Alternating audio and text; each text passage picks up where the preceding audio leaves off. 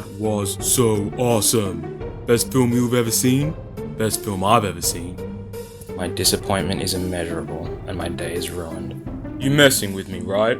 Nah man, to be honest, I don't think I've ever been more disappointed by an ending. Well, that is just ridiculous. What exactly didn't you like? They've been building up to Thanos for like a decade, right? All that set up with all the Infinity Stones, all the visions Tony and Thor had, Cap saying they'd fight together and lose, all that time Tony spent telling people Thanos was coming. It was this ultimate fight to protect the world from the biggest threat, and Ant-Man just kills Thanos in the first half hour, like it's nothing. Snap gets reversed, problem solved, no worries, Bob's your uncle. Nah man, that was awesome. It was so unexpected. What was the point of Thor's whole quest and all that training and all his visions when he did nothing in the final battle? Same with Cap and Tony, we followed them for 10 years. We get to the final battle and they just do nothing. Nah, they got the army together to fight Thanos. Right, but they didn't even need the army. Everything would have worked out exactly the same as long as Thor was bait and Ant-Man rocked up. I mean, I feel like they wrecked Cap's entire arc just so Ant-Man could have a cool moment. Nah man, Cap was totally important. He's the only reason Ant-Man got to Thanos. Don't you remember how he distracted the Black Order? You mean when he stood there screaming uselessly for no reason? No. He was shouting, "Go!" to Ant-Man. It's so totally obvious that's what they intended. But Cap was still standing there shouting when Thanos died. Yeah? So Cap stood there shouting "Go" while Ant-Man ran past the Black Order, somehow magically snuck past all of Thanos' army, even though he didn't use his shrinking tech that's somehow been completely forgotten, jumped out of nowhere, got grabbed by Thanos, did that whole killing move thing, and that whole time Cap was just standing there, screaming like a muppet. Yeah man, Cap was crucial. You're just angry your theories didn't come true. Don't you think it's a bit silly it was Ant-Man who killed Thanos? I mean, there was nothing connecting the two. He hadn't even heard of Thanos before this film. Nah man, there was heaps of setup. There was like one line that one time, remember? It was such amazing foreshadowing. What do you think the point of all that card magic was? Sleight of hand, man. He was the only one who could have killed Thanos. Well, I just thought it was a bit anticlimactic. All that build up for Thanos, and then General Ross ends up being a bigger bad guy in the final film. You're just angry because it wasn't what you were expecting? What about Doom? Don't tell me you didn't like Dr. Doom. Yeah, he could not possibly have been less interesting. What? What about when he killed Spider-Man? That was so epic. I don't even know where to start with that. One minute he's got perfect accuracy sniping Spider-Man from the bloody sky. Next minute 100 of them can't hit Iron Man even once. What about his spider senses? Why couldn't he see Doom when he was up so high, when the whole point was that he was looking out for him? Nah man, Spider-Man just forgot about Doom, but Doom didn't forget about Spider-Man. Didn't you just love Doom's death scene? God, that was the worst. Doom was such a waste, man, trust me. He is amazing in the comics. He's like this twisted, maniacal genius with this dark backstory Who cares? Yeah, right. Next you're gonna tell me you actually bought Tony randomly snapping and slaughtering millions of people. That was epic. It was so in character. Yeah, I kind of felt like his whole descent into madness was a bit rushed. Nah, Iron Man's always been mad. You've just ignored all the signs. Remember when he sold weapons without even realizing terrorists were using them? Remember when he built that AI that almost destroyed the whole world? Remember when he tried to kill Bucky because he killed his parents? I mean, look at his eyes. He's so crazy. I always knew Tony was actually a sociopath all along, man. It's been really obvious. Don't you feel like you're forgetting a lot of his story? He spent practically the entire series protecting innocents. I mean, has he ever intentionally killed an innocent person before? You're just mad because you're a Tony fan? I mean, he roasts people alive and now you're surprised he slaughters a million people? They're practically the same thing. Can you tell me a single time in the decade-long MCU when Tony has intentionally killed a person he knew was innocent? Don't get me wrong, he's been heavy-handed with his justice, but he only ever targeted people that were harming others. You could say the same for most of the heroes. Nah man, you're just nitpicking everything. These are all nitpicks. You just weren't paying attention. Look, protecting innocence is one of the foundations of his bloody character. Remember when he felt so guilty over the death of one kid, he chained the Avengers to the UN so they couldn't abuse their power. Yeah man, it's called a character arc. Just because Tony was good doesn't mean he couldn't snap and go mad.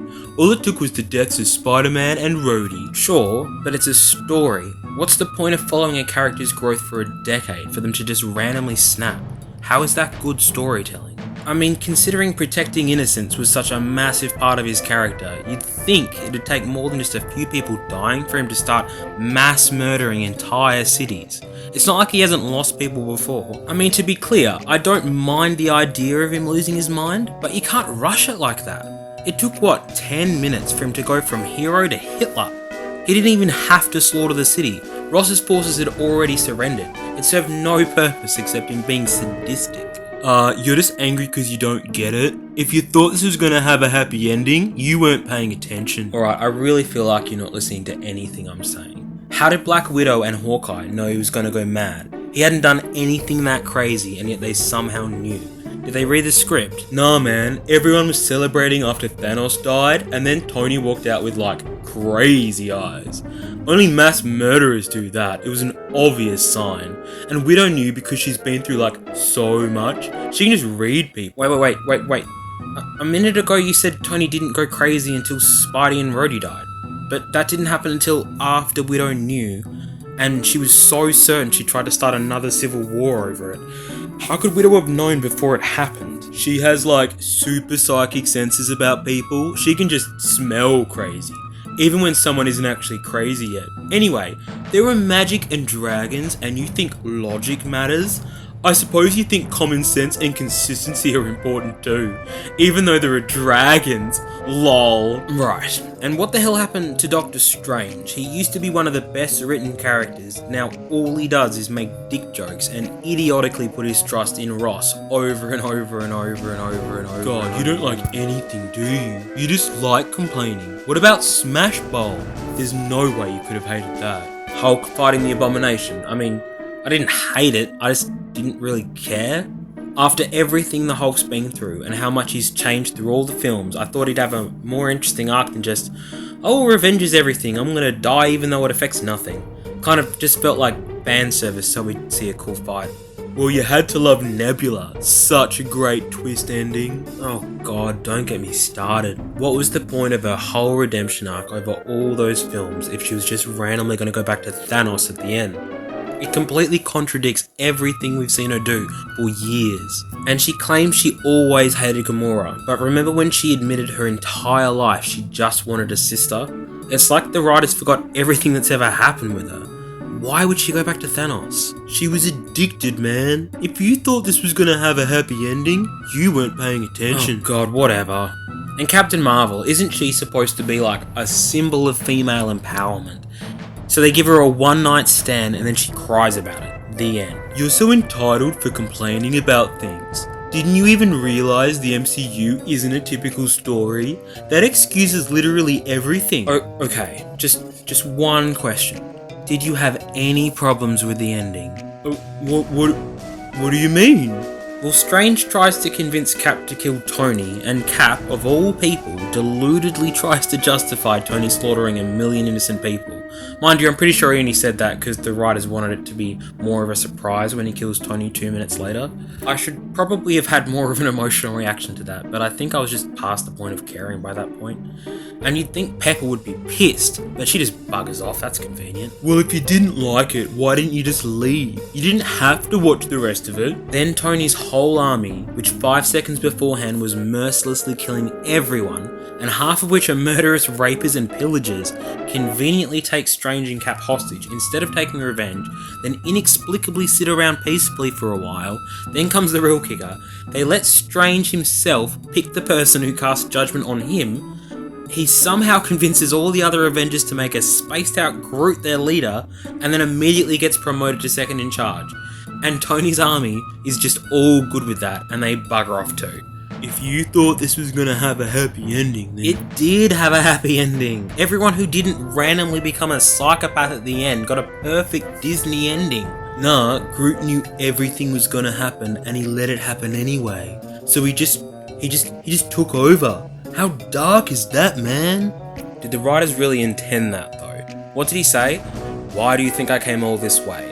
Strange, and apparently everyone else, knows he can see the future. He explicitly admits that he came to be their new leader, the implication, as you've just said, being that he let Tony kill 1 million people, and none of them bat an eye. Yeah, they just weren't thinking about it that deeply. You're just thinking too much. Just enjoy it. It's just a story with dragons. Look, to be honest, the ending was my favourite bit. It was so stupid it became legitimately funny. I was wondering why you couldn't stop laughing. Everything after Tony died was basically parody.